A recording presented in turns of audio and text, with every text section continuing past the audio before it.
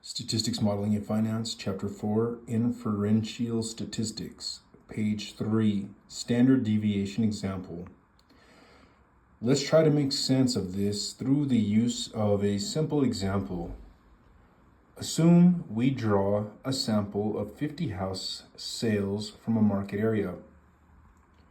We plot the sales and calculate the mean and standard deviation.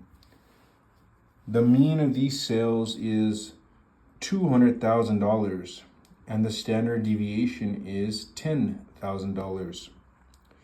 That means that of the 50 sales, about 68% are found between 190,000 and 210,000. Around 95% of the sales are found between 180,000 and 220,000. And more than 99% of the sales would be found between 170,000 and 230,000.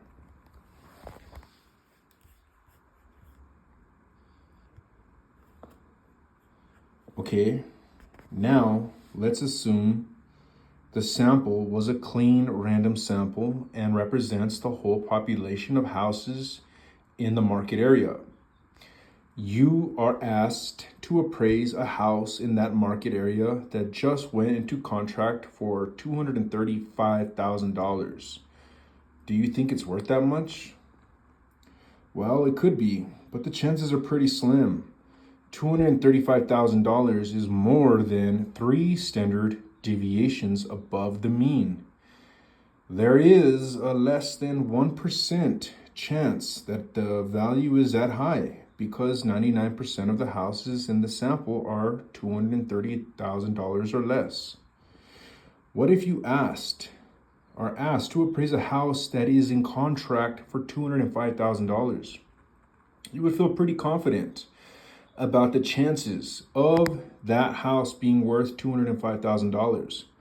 That falls within 1 standard deviation of the mean. About 1/3 or 34% of the houses in that market area fall between 200,000 and 210,000.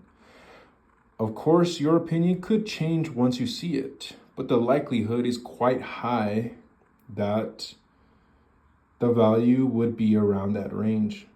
Remember, the two halves of a normal distribution are equal and symmetrical.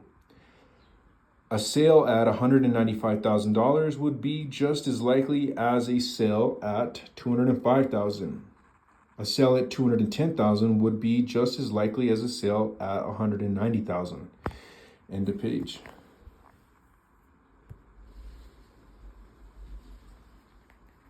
Page 4, standard deviation in action. This should not be viewed merely as a textbook theory.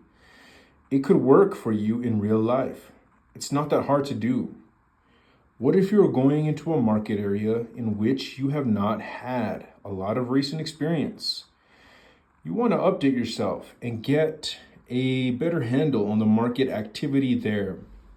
Gather the last 30 or 40 sales from the area, take the sale prices, calculate a mean and a standard deviation. You could plot them on a scatter diagram with Excel, or simply do the math on your calculator. It will only take a few minutes to enter the data and find the mean and standard deviation. Then simply set up some confidence intervals as we showed in the last diagram. A confidence interval is defined as, in statistics, the specification of a zone within a population based on a sample mean and its standard error, within which the true mean most probably lies. Standard error is defined as the standard deviation of a regression coefficient estimate. Also, the standard deviation of regression errors, residuals. Standard errors are used in calculating a confidence interval about the arithmetic mean and the weighted mean.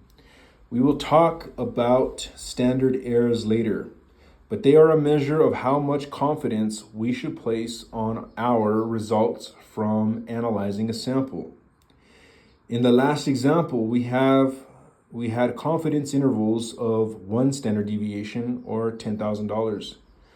We had confidence that there was a 68% probability that a house value would fall between $190,000 and $210,000. We were 34% confident that the value might be between $200,000 and $210,000. But there was only a 13% confidence in values falling between $210,000 and $220,000, and a 2% chance, probability, or confidence of a property's value being between $220,000 and $230,000. If you are actively appraising in a market area, it would be very helpful to keep analyzing sales on a recurring basis. Once a month or once a quarter, pull another sample of at least 30 sales. Be sure to include the most recent. Run the numbers and establish some confidence levels. Such a survey can be a wonderful tool when you are questioned by a lender or a client, and they ask you to provide additional support for your valuation, or when you are being asked to defend why your appraised value is less than the contracted sale price. End of page.